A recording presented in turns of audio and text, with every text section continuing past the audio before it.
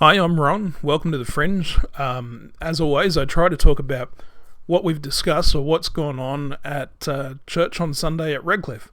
So this week was a bit of an unusual week, a very challenging week. I probably produced what was arguably one of the worst sermons I've ever done. Reason being is because I'd been kept up all week with this topic, which was very challenging, and my brain just couldn't leave it alone. I just kept ticking over and chewing over this thing, and I couldn't come up with the answers or the solutions. So me being me, I just brought it forward anyway. I shared a message where I didn't have the answers for it. I didn't have a strong closing argument. All I had was my thoughts. And I put it out there with the other guys to see what they thought and to add to it. Because this is a subject where it's going to be deserving of a lot more. I spoke to other pastors and people about it during the week. And with my comments and what my thoughts, it threw them. So they're going to come back to me, and we're going to dig into this a lot more over the period of time. We're going to have other pastors and other people tell us what they think. The topic is justice. Biblical justice, how we perceive justice, what is it to do justice. Justice. A very hard, tough subject. One which I don't think is spoken of in churches enough. I know have never heard a sermon preached on it, now I think about it. But where we started on Sunday night was a story I read or heard somewhere, but it was about a set of apartments. So a block of flats on top of each other. They were getting stone, marble top benches put in. And the story comes from these guys who were putting the benches in. So they'd gone off and they'd prepared the benches off site. Cut all the tap holes, the sink holes, everything was ready for them just to bring in, plonk into place and hook everything up. But when they brought them in and put them in place, nothing fit. None of the holes were lined up. Nothing had been cut to the right area or the right dimensions. Everything was off. Now this is thousands and thousands of dollars worth of stock of these stone and marble bench tops, which basically had to go in the bin. And they had to start again. The cost of this was incredible. And the fingers started pointing and they started yelling and accusing each other at whose fault it was and demanding justice and looking at this thing. And eventually they worked out what had gone wrong. You see, when they build apartments and things like this, they put in what they call the center line, a line through this middle of the apartment on the floor. And this line is where everyone does their measurements from to whatever they're putting in there. So all the carpentry, PowerPoints, whatever, everything is done off this center line. The problem was that this center line was a little bit out. Whoever put them in on every floor had put them out by about 1 inch. Not much, just a little bit, 1 inch. But that was enough to mess up everything. And this is just the guys who did the benches. There'd be a lot more. But everything was messed up. Nothing fit. Nothing went into place. And the cost was exorbitant. It was thousands and thousands and thousands of dollars of waste. I think that the topic of justice is a little bit like this.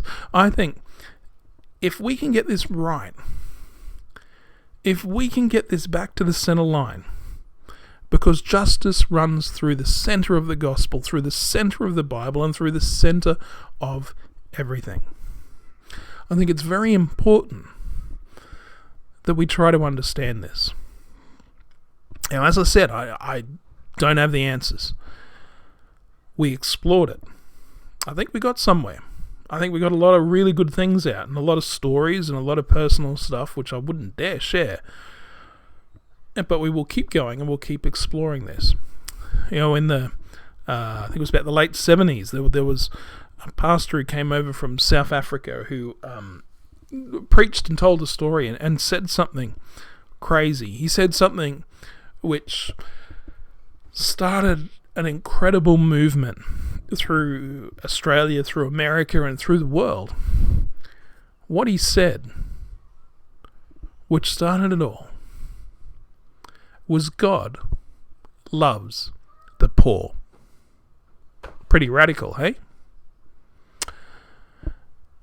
But it caused this ripple effect, where everyone started focusing on it. It became a fad, almost fashionable to reach out to the homeless, the poor, set up soup kitchens, donate clothes, whatever it was. And it went huge. Every church was doing it. But it wore off. The fad started to dry up. It was no longer, I hate to use this word, but fashionable for them to do it. And things started backing off. I think if we get this right, this center point with justice, the repercussions of that could change everything. Could us, as Christians, as churches, if we all started doing justice and understanding what God's envision of justice is, it could change the face of the world. I really do think that. This is a critical message. This is a critical idea. Where we started on Sunday night, we thought, well, I guess we better find the center line. We better find the center line where everything's measured off.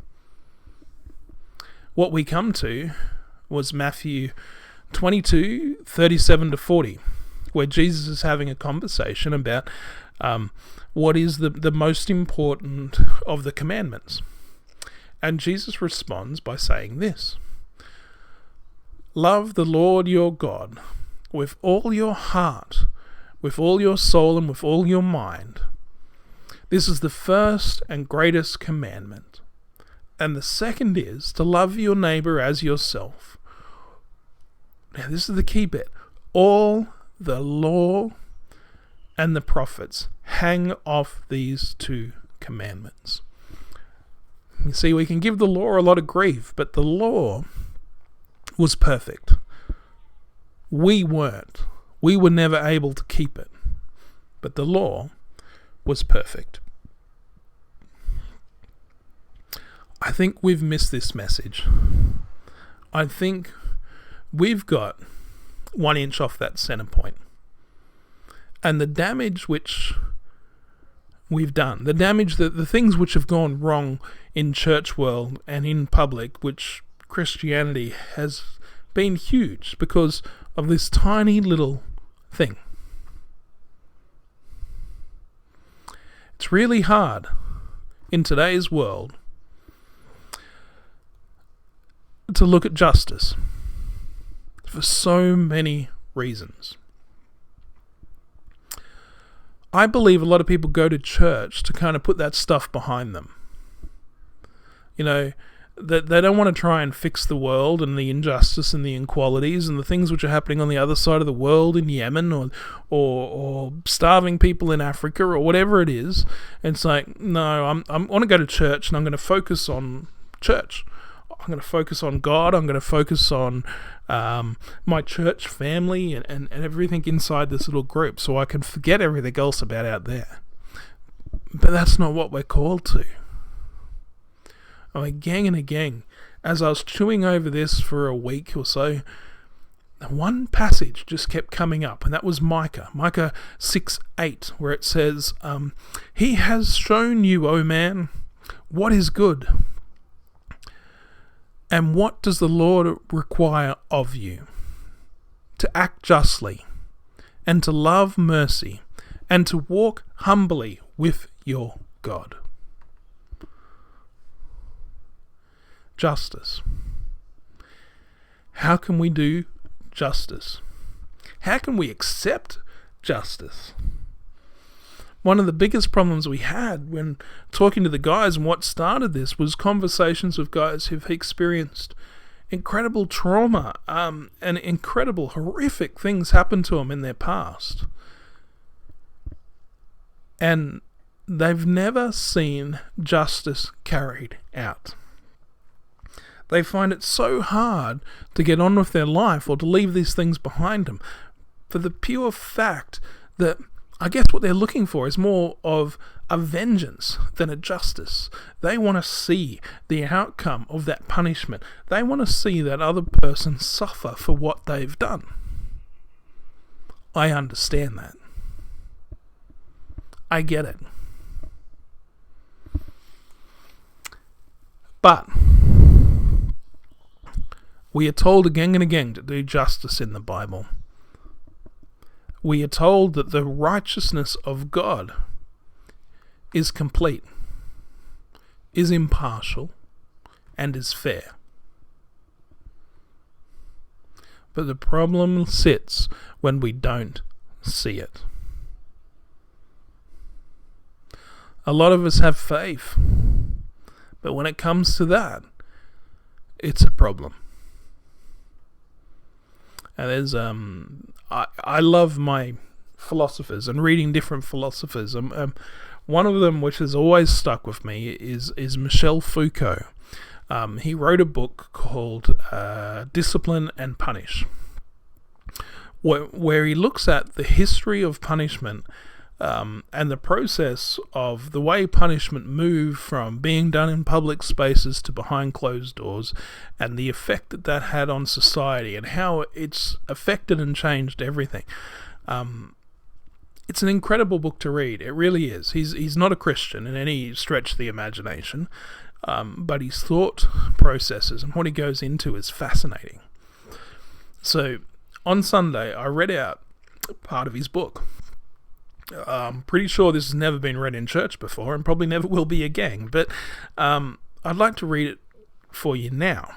And so this is one of the first punishments which he records in his book. He opens the book with this. So picture this, not too well if you're a little bit queasy. In 1757, in Western Europe, on the church house steps, in public, this punishment is played out. A man is taken in a cart, wearing absolutely nothing, holding a torch burning of wax, weighing 2 pounds, that's approximately a kilo. He's paraded in public for everyone to see. And then he's brought to the church, where there's been scaffolding erected out the front of the church. And they raise him up on there for everyone to see. And then it starts. He is taken to with red hot pincers, and with these pincers the flesh is torn from his breasts, from his arms, from his calves. And it doesn't stop there. So this guy, from what we're told, killed his father. He used his right hand to stab his father. His right hand is burnt with sulphur. And on the place where the flesh was pulled off is poured molten lead, boiling oil, burning resin, wax, and sulphur melted together. And then his body is taken down and drawn and quartered by 4 horses. And then it's consumed, his remains is consumed by fire to ash. And then the ashes are scattered to the wind. Now, Michel Foucault's premise behind telling us this is the idea that when justice was out in front of the public, that people knew what was happening. That one, it was an incredible deterrent. You know, if you saw that happen on the street and you had any malice in your heart about doing something, it's quickly going to disappear. But justice in the public worked really well.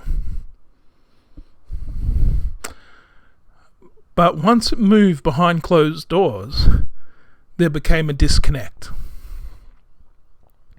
So he almost romanticized about that procedure, that punishment.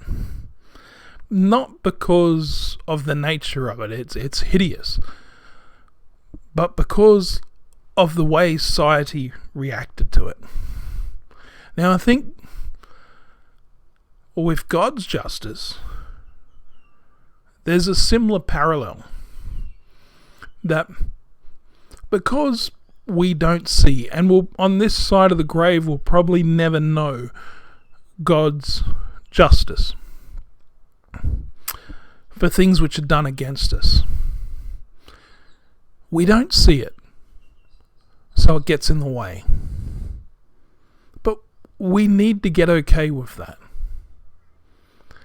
The other side of it, the flip side, is grace.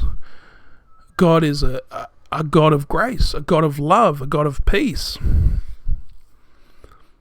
We got to understand how offensive that is when God is giving peace and grace to someone who's wronged us so badly. It can be hard to swallow. That is one of the biggest things which seems to get in the way for a lot of the fringe guys, is how do they reconcile that? When they no longer see the punishment, when it's behind closed doors, or when it's God doing what God does above our pay grade there, dealing with things and keeping the ledger. How do we reconcile ourselves with that? I don't know the answer. I'm just asking the questions. And God's justice if you watch that video I attach, please do. It'll give you a bit of an idea. God's justice is largely about equality, making everyone equal. Another philosopher who I quite like, there's a guy called John Rawls, and he gives this exercise about two astronauts. Let's have a look at that. A philosopher, John Rawls, had this idea, this theory of justice. One of the things he looks at is justice for all. How can we have justice for all? And he put forward a thought experiment. His thought experiment was, imagine we're astronauts and space was opened up, and I flew in and found this lovely planet which was habitable, and I rock up and say, this planet is mine. Woohoo! Let's call it Planet Ron for the sake of it. So Planet Ron, I come in there and say, this is mine, and someone else is flying by and runs into trouble. So the only thing they can do is pull up on my planet.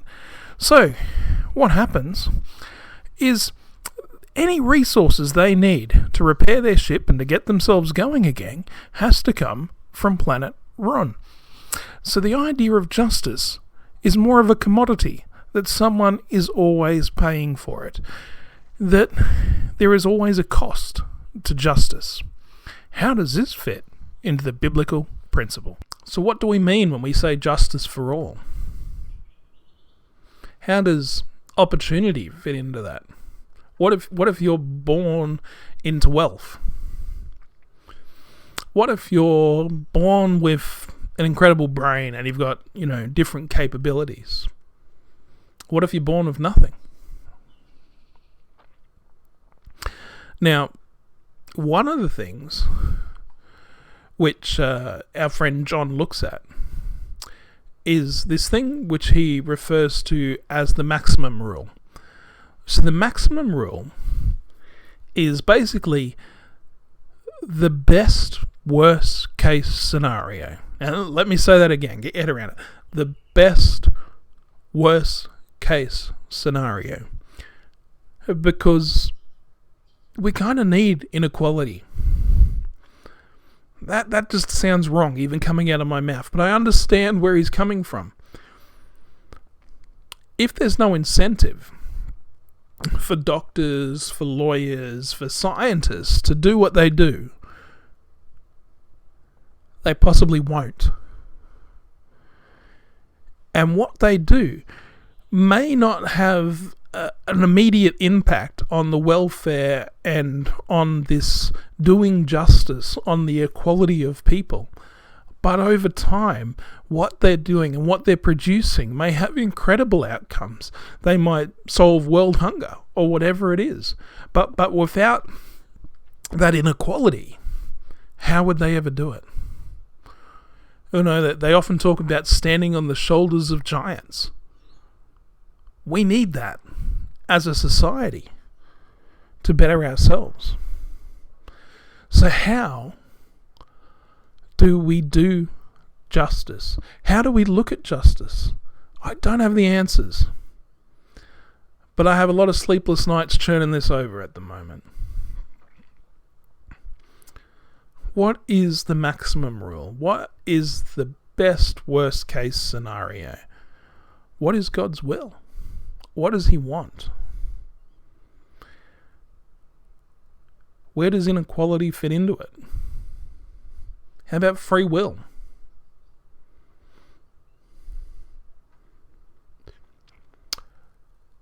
We couldn't leave the night like this, with all these questions and all these problems and no solutions.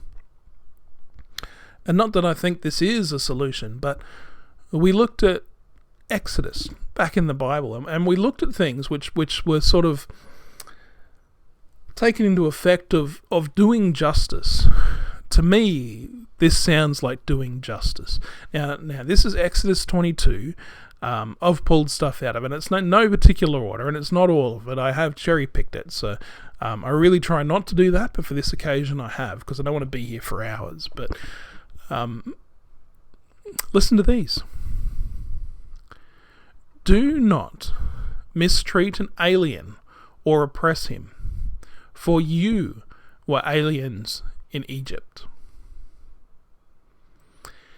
How do we in Australia treat the guys coming in who are trying to escape atrocities, persecution, punishment? I know for a long time, just in Kangaroo Point in the city, was a lot of people who were in that situation who were being kept and held indefinitely without charges or knowing what was doing it with them. Look at the horrific things which Australia has done, never mind the states and all these sort of things. How is that doing biblical justice? How is that doing biblical justice? Another one, do not take advantage of the widow or the orphan. Yeah, that's pretty straightforward. I believe that is doing justice by looking after the widows and the orphans. How many of us do it? How about this one? If you take your neighbour's cloak as a pledge, return it to him by sunset, because his cloak is the only covering he has for his body. What else will he sleep in? When he cries out to me, I will hear, for I am compassionate. Now, not so much here, but in the States and in Europe and in a lot of the colder climate places, how often do you hear of people freezing to death on the streets? And one of the keys here, I think, is where we're told, I will hear, for I am compassionate. What does compassion mean? It's an easy word to use, but when we tear it down, when we look at it, when we break it down to its roots, what compassion means is to suffer with. To suffer with. A great example of this, when I think of it, is Jesus when he raises Lazarus. So he comes in, you know the story well, and he's late, and Lazarus has died. and everyone's weeping and upset and sad. And what does Jesus do? Jesus knows the outcome. He knows what's going to happen. He knows he's going to raise Lazarus. But he stops. He takes time and he mourns and he weeps with them. He shows them compassion. He hurts with them. Do we do that? How often do we race in and try and solve the problems or do whatever it is we need to do and move on to the next one? That's not compassion. Compassion is to hurt with them, to weep with them, to cry with them, to feel the pain, the sorrow, the misery, whatever it is they're going through with them. How about this one? Do not hold back offerings from your granaries or your vats. Do not hoard food, basically. Do not hoard the things you don't necessarily need right now. How about the ones who don't have anything? Do not spread false reports. Do not help a wicked man by being a malicious witness. Have a look at our court system. Have a look at what our government and what goes on. I'm not going to comment on that one. I'm going to leave it go because I'm going to get into trouble otherwise. But just give it some thought.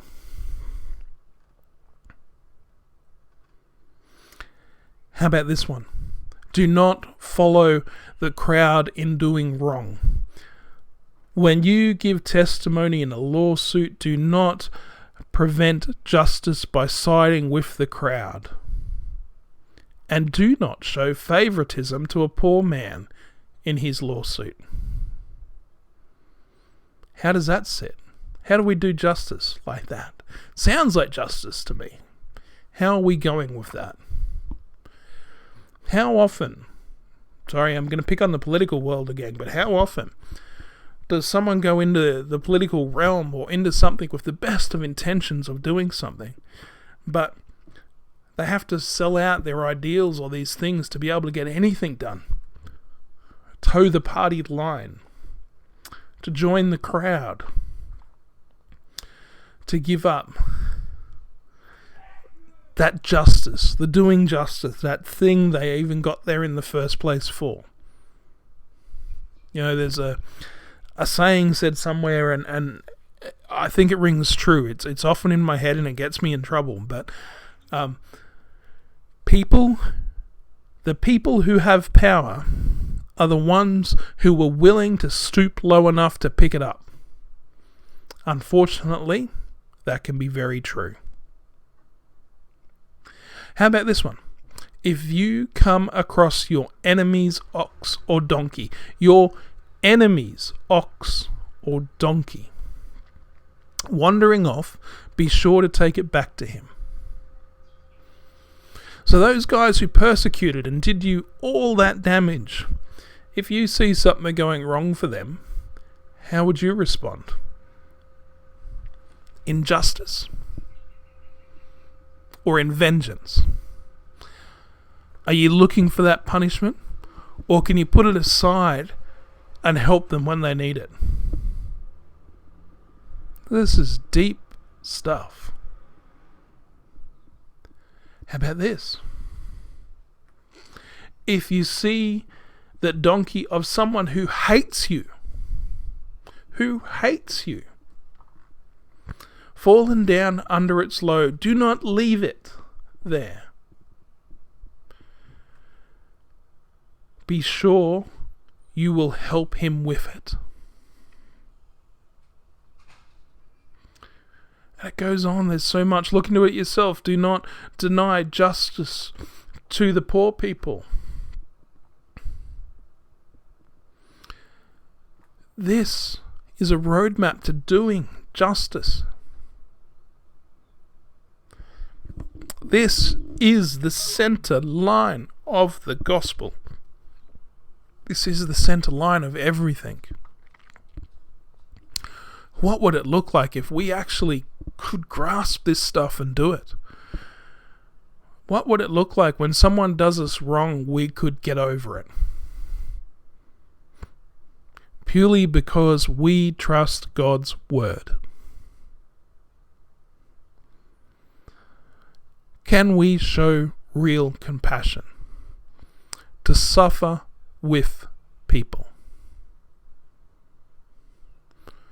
You know, I have a Cornel West I watch quite a lot of, and I've read his books. I've met him once, which was great, but Cornel West always says that love is what justice looks like in public.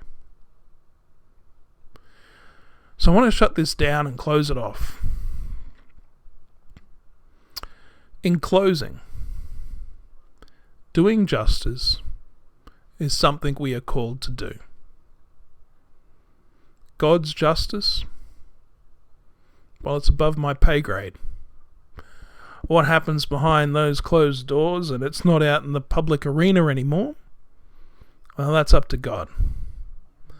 But I trust Him, that He knows what He's doing, and what He does will work out the best in the end. The other thing I can assure you is God's grace and love is abundant and unmeasurable.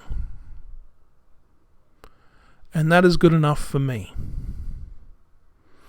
Now this subject, this whole look at justice, brings up a lot of emotions. On Sunday night we had downright rage from some people. We had tears, we had sadness, we had every emotion under the sun. This is a challenging, difficult topic, and I don't have the answers. But I can assure you this: if we get our head around this, it'll change everything. And I promise you, I'm not going anywhere. I'm going to keep wrestling with this. I'm going to ask a lot of questions of a lot of people, and I'd love to tie you in. If you've got something to say on it, contact me. Leave a message. Let's have a chat. I really want to get this down. And we have people with law degrees, theologians, other pastors who I've spoken to in this last week who want to weigh in, who agree with me that this is of such vital importance. We need to spend some time and work this out. And they're coming forward and they're going to have conversations, and I'd love to bring it to you too. So let us know what you think. It's a heavy, scary, painful, offensive, and dangerous topic. But I think we need to go there. What's your thoughts? We'll talk soon.